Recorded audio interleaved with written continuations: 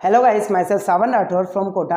हमने 13 एक्सरसाइज को कंप्लीट कर लिया। आज हम 10 एक्सरसाइज को पढ़ते हैं। इसको पढ़ने में काफ़ी मज़ा आने वाला है आपको। देखना, हम इसमें इसके इंट्रोडक्शन में जो बात करेंगे उसमें 10.1 और 10.2 को समझ सकते हैं। तो सबसे पहले आपको पता होना चाहिए व्रत क्या होता है। व्रत क्या होता है? एक सर्कल होता है। क्या होता है? एक सर्कल होता है। जैसे कि मैंने ये सर्कल बनाया, ठीक है। अब इसका जो जिससे ये बना है, जिस पॉइंट से बना है, जिसका सेंटर पॉइंट, उसको हम कहते हैं केंद्र। क्या कहते हैं? केंद्र। और ये जिससे बनता है, यहां से यहां तक की जो डिस्टेंस होती है उसे कहते हैं त्रिज्या, रेडियस। आर से रिप्रेजेंट करते हैं इसको, ठीक है। अब देखना, त्रिज्या के डबल की बात करता हूं मैं। जैसे ये इधर की त्रिज्या है, इधर भी त्रिज्या होगी भाई। इसी से बनाया गया होगा, इसी सरफेरेंस से बनाया गया होगा। इस सरफेरेंस का मतलब क्या है? ये क्या है? पूरा सर्कल एक परिधि। व्रत की क्या है? ये परिधि है, सरफेरेंस हुआ इसका।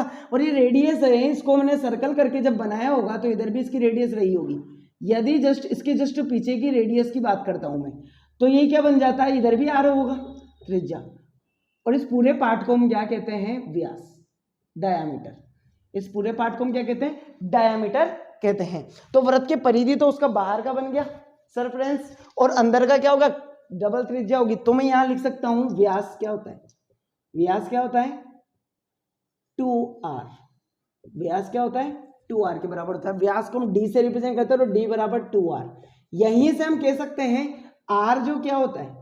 d का हाफ पार्ट होता है। यहां से ये भी कह सकते हैं, मतलब त्रिज्या क्या होती है? व्यास की आधी होती है। व्यास की आधी होती है, ठीक है। अब देखना, यहां पर हमने दो पार्ट कंप्लीट कर ली। यहां पर व्रत की परिधि जो होती है उसे हम, यहां पर हमने इसका नोट भी लिख रखा है। व्रत की परिधि क्या होती है? 6 पॉइंट। व्रत की परिधि क्या होती है? 2πr। व्रत की परिधि क्या होती है? 2πr। हम स्मॉल r से रिप्रेजेंट करते हैं वैसे यहां पे, देखना। और यहां पे बात करूं, व्रत का क्षेत्रफल आपने सभी ने पढ़ा होगा, πr², राइट? πr²। और यहां पे जीवा की, अभी हम व्यास पे चलते हैं तो व्यास पे बात करते हैं, फिर आगे बढ़ते हैं। व्यास क्या होता है? d होता है, d से रिप्रेजेंट करते हैं, और 2r के बराबर होता है। यहां पर या तो 2 या कैपिटल R, कैसे भी रिप्रेजेंट कर सकते हैं अभी। देखना, उसकी रेडियस की बात करता हूं मैं, तो रेडियस क्या होती है? व्यास की आधी होती है। तो हम यहां पर इसका भी लिख देते हैं, r यहां पर होगा, रेडियस इसकी आधी हो जाएगी। ये इसका फॉर्मूला बन रहा है, या यहां पर लिख देता हूं यार, नहीं तो कंफ्यूजन में आ जाएंगे आप। देखना, तो परिधि तो कौन सी होती है? इसका सरफेरेंस होता है बाहर का, ठीक है। अब देखना, बात करता हूं मैं जीवा की। जीवा क्या होता है ये आपको समझ में आ गया होगा। देखना, नेक्स्ट लेते हैं जीवा। जो जीवा क्या होती है?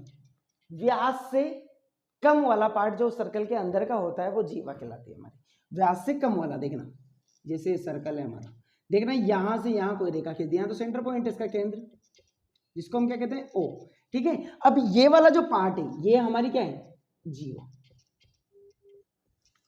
ये जीवा है, मतलब ये किससे कम होती है? किससे कम होती है? और ये अंदर से अंदर होती है। किससे कम होती है? और ये हमारी व्यास से कम होती है, डायमीटर से ये कम होती है। तो ये वाला जो पार्ट होता है वो जीवा कहलाता है, ठीक है। किसके अंदर होता है? ओनली सर्कल के अंदर होता है, ठीक है। नेक्स्ट बात करता हूं मैं, तो इसको क्या कह सकते हैं? व्यास से कम, व्रत के अंदर, व्रत के अंदर वाला भाग, ठीक है। ये वाला पार्ट हमारा क्या कहलाता है? जीवा। बात करते हैं व्रत के क्षेत्रफल की, क्या होता है? πr² होता है। व्रत की परिधि की क्या होती है? 2πr होता है। बात करते हैं स्पर्श रेखा। स्पर्श रेखा, ट्रांजेंट लाइन क्या होती है? स्पर्श रेखा मैं इसी सर्कल में ले रहा हूं, इसको रफ करके देखना, ये आपने पढ़ा होगा, नाम ही से रिप्रेजेंट हो रहा है। यदि मैं कहूं यहां पर एक स्पर्श रेखा जा रही है, समझना, इस पॉइंट पर पूछा गया क्वेश्चन है, एग्जाम में आता है, 1 नंबर में पूछा गया, इस पॉइंट पर व्रत के किसी एक स्पर्श पॉइंट पर कितनी स्पर्श रेखाएं खींची जा सकती है? व्रत के एक स्पर्श रेखा पर कितनी रेखाएं? ओनली एक पॉइंट पर कितनी खींची जा सकती है? हाँ, बात की जाती है, कई बच्चे कहते हैं कि एक पॉइंट पर इन्फिनिटी, मतलब अनंत स्पर्श रेखाएं खींची जा सकती है, लेकिन हमें यह पता होना चाहिए वो कब होता है? जब व्रत का पूरा हो। पूछा गया क्वेश्चन है, आपके एक्सरसाइज में आ रहा है हमारा 10.1 का पहला क्वेश्चन, कि व्रत पर कितनी स्पर्श रेखाएं खींची जाती है? व्रत पर, क्वेश्चन को अच्छे से समझना। व्रत, यदि पूरे व्रत की बात करूं मैं, व्रत पर तो कितनी खींची जा सकती है? अनंत। लेकिन एक पॉइंट पर कितनी खींची जा सकती है? कितनी खींची जा सकती है? ओनली एक। तो मैं बात करता हूं, ये स्पर्श रेखा है, ये दूसरी स्पर्श रेखा इसकी, ये तीसरी, ये चौथी, ये पांचवी, ये 6, छठी, ये 7वीं, मतलब इसकी काफी स्पर्श रेखाएं खींची जा सकती है। इसका मतलब इस पर कितने स्पर्श, वृत्त पर, यहां लिख देता हूं, वृत्त पर अनंत स्पर्श रेखा खींची जा सकती है। ठीक है, ये चीज ध्यान रखना। लेकिन एक स्पर्श बिंदु पर कितनी स्पर्श रेखाएं खींची जा सकती है, ओनली एक। अब उसके बाद में, उसके बाद वाली खींची जाने वाली को क्या कहते हैं, वो इसके जस्ट बाद वाला टॉपिक है, छेदक रेखा। छेदक रेखा क्या होती है भाई, वो क्या करती है, नाम ही से पता चल रहा है। वैसे बच्चे कहते हैं छेद करने वाली, नहीं, ऐसा कुछ भी नहीं है। ये क्या करती है, सर्कल को कट करती है। जैसे देखना, छेद नहीं करती है, नाम से ये क्या करती है, जैसे सर्कल है हमारा, इस सर्कल को क्या करेगी, जैसे मैं कहूँ यहाँ से ये गई, ठीक है, व्यास से होकर भी जा सकती है, कहीं से भी। ये रेखा एक और चली गई, ये हमारी क्या कहलाती है, छेदक रेखा। जैसे कि एक और सर्कल लेता हूं, ये मैंने कहा था ये स्पर्श रेखा, इसके जस्ट पहले वाले में ये स्पर्श रेखा इसको टच करके जा रही है, समझना, ये टच करके जा रही है। अब यहीं से दूसरी रेखा कितने लगा, मैं यहीं से कुछ करूंगा तो 2 पॉइंट पे काटेगी। मतलब हमें एक चीज ध्यान रखना है, छेदक रेखा वह रेखा होती है जो वृत्त को 2 बिंदुओं पर काटती है। तो यहां लिख लेंगे हम, यहां स्पर्श रेखा तो वृत्त को एक बार स्पर्श करती है। लेकिन क्या है, छेदक रेखा क्या करती है, छेदक रेखा यहां पे लिख देते हैं, वृत्त को 2 बार स्पर्श करती है। इस प्रकार से हम ये वाले टॉपिक कंप्लीट कर लेते हैं। यदि आपको इजीली समझ में आ गए हो ना, तो आप आगे वाली एक्सरसाइज 10.1 को इजीली कंप्लीट कर सकते हैं। तो लेते हैं हम यहाँ पर डायरेक्ट लेते हैं, हम 10.1 को इजीली कंप्लीट कर लेते हैं। ये आपको इजीली समझ में आया होगा, राइट। 10.1 को लेते हैं हम डायरेक्टली।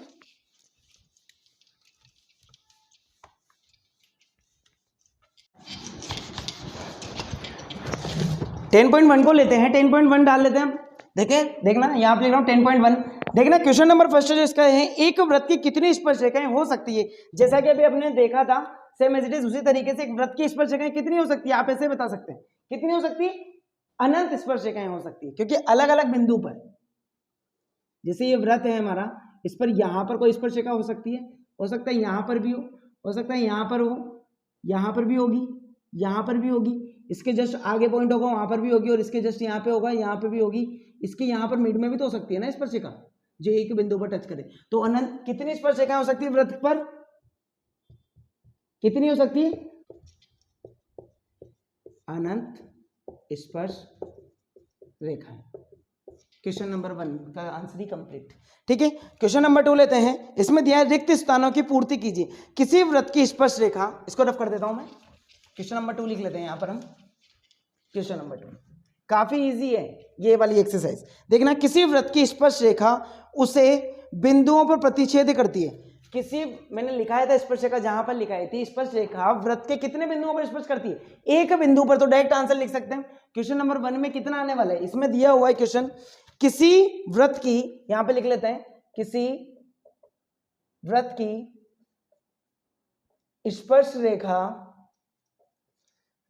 उसे डैश बिंदुओं पर प्रतिच्छेद करती है। कितने बिंदुओं पर करती है, एक बिंदु पर। कैसे पता चला, जैसे मैंने सर्कल बनाया अभी जस्ट हमने बताया था, एक पॉइंट पर ही एक स्पर्श रेखा प्रतिच्छेद करती है, तो हम उसका आंसर क्या लिख देंगे, ओनली एक।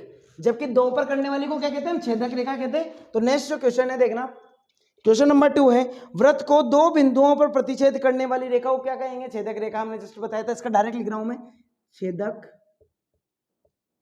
रेखा। भाई एक बिंदु पर तो कर दिया स्पर्श रेखा ने, छेदक रेखा क्या करती है, ऐसे जाती है, ऐसे जाती है, समझ रहे हो क्या होती है उसकी, 2 होती है। नेक्स्ट जो क्वेश्चन है, एक वृत्त की समांतर स्पर्श रेखाएं हो सकती है, जैसे समझना है, काफी अच्छा क्वेश्चन है। एक वृत्त की समांतर स्पर्श रेखाएं हो सकती है, जैसे ये वृत्त है कोई, देखना मैं इस पर क्या समांतर रेखाएं खींच रहा हूं, ये स्पर्श रेखा यहां पर खींच दी, एक यहां पर प्रतिच्छेद करती हुई रेखा खींचता जा रहा हूं, इसी के जस्ट पैरेलल में यहां पर एक और स्पर्श रेखा होगी, ये पैरेलल रेखा खींच। अब मैक्सिमम स्पर्श रेखा जो एक पर कट करती है, एक दो, दो ही है, मतलब मैक्सिमम कितनी स्पर्श रेखाएं खींची जा सकती है पैरेलल में? दो, एक तो इस साइड पर और एक उसके एंडिंग साइड पर, ठीक है। जैसे मैंने यहां से कोई सर्कल स्टार्ट किया तो इसके हाफ पार्ट पर जाके वो क्या कर देगी, नेक्स्ट वाली खींची जा सकती है। तो मैक्सिमम कितनी खींची जा सकती है? दो, क्योंकि बची हुई सारी स्पर्श रेखाएं कितनी, और यदि छेदक रेखा पूछे तो अनगिनत, कितनी? अनगिनत, क्योंकि अंदर जितनी भी लाइन खींची जाएगी वो सारी कौन सी कहलाएगी? छेदक रेखा। नेक्स्ट क्वेश्चन है, वृत्त तथा उसकी स्पर्श रेखा के उभयनिष्ठ बिंदु को कहते हैं। वृत्त तथा उसके उभयनिष्ठ, वृत्त तथा उसकी स्पर्श रेखा के उभयनिष्ठ बिंदु को, वृत्त तथा उसके स्पर्श रेखा के उभयनिष्ठ बिंदु क्या कहते हैं? स्पर्श बिंदु क्या कहते हैं? वृत्त है। जैसे क्वेश्चन नंबर 4, वृत्त तथा स्पर्श रेखा के उस बिंदु को क्या कहते हैं? यहाँ पर स्पर्श कर रहा है, इसको क्या कहते हैं? स्पर्श बिंदु। भाई ये तो रेखा है, स्पर्श रेखा है ये हमारी, और ये क्या है? स्पर्श बिंदु। तो इसका तो काफी इजीली हमने इसको सोल्व कर लिया। नेक्स्ट क्वेश्चन, क्वेश्चन नंबर 3 पढ़ने से पहले मैं आपको इसको रख, क्वेश्चन नंबर 3 पढ़ने से पहले मैं आपको बताता हूं प्रमेय 10.1 कि प्रमेय 10.1 क्या कहती है, उसी के अकॉर्डिंग हम क्वेश्चन नंबर 3 को करेंगे। देखना, प्रमेय 10.1, प्रमेय 10.1 काफी अच्छी है, इंपॉर्टेंट है, हमने पहले भी पढ़ रखा है इसको। देखना, वृत्त के किसी एक बिंदु पर स्पर्श रेखा स्पर्श बिंदु से जाने वाले त्रिज्या पर लंब होती है। मतलब क्या है, देखना, जैसे ये वृत्त है हमारा, ठीक है, वृत्त है, इस पर कोई एक स्पर्श रेखा गई, जैसे मैं यहां पर मान रहा हूं, जिसको क्या करें, बस ओनली स्पर्श करें, ये स्पर्श कर गया, ठीक है। स्पर्श करने के बाद में जैसे यहां पर पॉइंट मैंने मान लिया कोई पी पॉइंट है, ठीक है, और यहां पर इसका सेंटर कितना होगा? ओ। तो उसकी त्रिज्या, जो उसकी त्रिज्या होती है ना स्पर्श रेखा पर, वो क्या होती है? लंब होती है हमेशा। क्या होती है? वो लंब होती है। तो इधर लंब होगी तो कितने डिग्री का कोण बनाएगी? 90 डिग्री का। इधर 90 है तो इधर भी 90। जैसे मैं कहूं ये जो रेखा है ए बी रेखा है, तो ए बी रेखा पर क्या है? लंब है ओपी, राइट। तो ये वाली प्रमेय होती है हमारी। अब नेक्स्ट क्वेश्चन आते हैं, डायरेक्टली क्वेश्चन पे लेते हैं। इजीली क्वेश्चन है, काफी इजी क्वेश्चन है हमारा ये। देखना, 5 सेमी त्रिज्या वाले एक वृत्त के बिंदु P पर स्पर्श रेखा P Q और O से जाने वाले एक के केंद्र O से जाने वाले एक रेखा से बिंदु Q पर इस प्रकार मिलती है कि OQ is equal to 12 centimetre, PQ की लंबाई बताइए, ठीक है। 5 सेंटीमीटर का कोई वृत्त है, तो मैं इसका एक और फिगर बना लेता हूं। यहाँ ये सर्कल है, इसकी जो रेडियस है, same as it is design कर रहा हूं मैं, इसकी जो रेडियस है, ये रेडियस ही होगी, त्रिज्या कितनी है? 5 सेंटीमीटर। आर से रिप्रेजेंट करते हैं हम इसको। देखना, ओ, इसको मैं पी बिंदु जो उसमें दिया हुआ है पी, और यहां पर कोई क्यू पॉइंट है जो कि ओ क्यू साइज भी हमें दे रखी है 12 सेंटीमीटर। हमसे पूछा है पी क्यू। अब हमें ये पता है प्रमेय 10.1 से त्रिज्या जो है स्पर्श रेखा पर क्या होती है? लंब होती है। हम जानते हैं वृत्त पर कोई स्पर्श रेखा होती है तो उसके त्रिज्या क्या होती है? लंब होती है। लंब होती है तो कितने डिग्री का कोण बनाती होगी? 90 डिग्री का। और जब ये 90 डिग्री का कोण बनाती है तो ये कौन सा त्रिभुज हो गया? समकोण त्रिभुज। समकोण त्रिभुज। समकोण त्रिभुज पर हम क्या लगा सकते हैं? पाइथागोरस प्रमेय। पाइथागोरस प्रमेय। पाइथागोरस प्रमेय क्या कहती है? ये वाला पार्ट हमारा क्या है? कर्ण दिख रहा है हमें, ये लंब है हमें पता है, और ये क्या हो जाएगा? आधार। आधार निकालना है भाई हमें, तो देख लेते हैं, हम लगा लेते हैं पहले कर्ण का स्क्वायर बराबर आधार का स्क्वायर प्लस लंब का स्क्वायर। अब देखना, कर्ण हमारे पास में क्या है? OQ का स्क्वायर। आधार हमारे पास क्या है? PQ, जो हमें निकालना है PQ का स्क्वायर प्लस के OP का स्क्वायर। अब वैल्यू रख देते हैं, इसका 12 का square is equal to PQ का स्क्वायर प्लस के OP, मतलब OP ये वाला पार्ट है हमारा कितना? 5 सेंटीमीटर, 5 का स्क्वायर। देखना, इस वाले पार्ट को जब इधर लेके आएंगे तो इसका 144 माइनस के 25 हो जाएगा उसका। जब इधर आएगा प्लस का, इधर आएगा तो माइनस का, और PQ का स्क्वायर। स्क्वायर हटेगा, इधर क्या लग जाएगा? रूट लग जाएगा हमारा, तो रूट लगा लेते हैं हम 144 माइनस के 25। जैसे ही 25 को इसमें से माइनस करेंगे रूट में कितना बचेगा 5, 14 में से 5 गए 9, 1 और 1 is equal to P Q. मतलब हमारी पी क्यू की वैल्यू क्या आ जाएगी रूट में 119। कितना रूट में 119।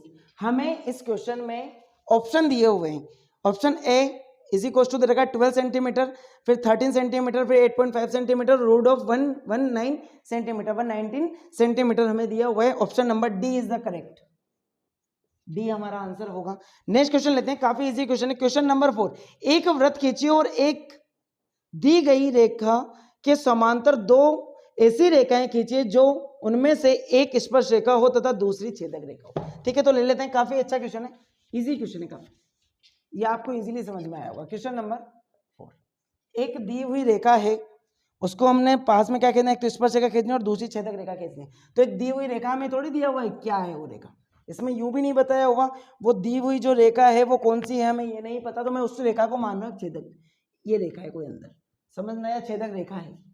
इसके समांतर मेरे को क्या खींचनी है, एक तो स्पर्श रेखा, तो स्पर्श रेखा तो खींच गई, ये बिंदु लिया इसके समांतर, यहाँ पे एक बिंदु पे स्पर्श करेगी, स्पर्श रेखा तो ये हमने खींच दी, और इसकी छेदक रेखा खींचूंगा तो ये इसके पैरेलल, कभी टच ही नहीं होगी, पैरेलल में होगी। ये चित्र बनाना है, काफी इजी है। इसको यदि मैं कहूँ ए बी रेखा है, इसको आप मान लेना सी डी और इसको ई एफ। आंसर काफी इजीली हमने 10.1 को कंप्लीट कर लिया, तो आपको इजीली आपको समझ में आई होगी। ठीक है, तो नेक्स्ट वीडियो में हम लेते हैं 10.2।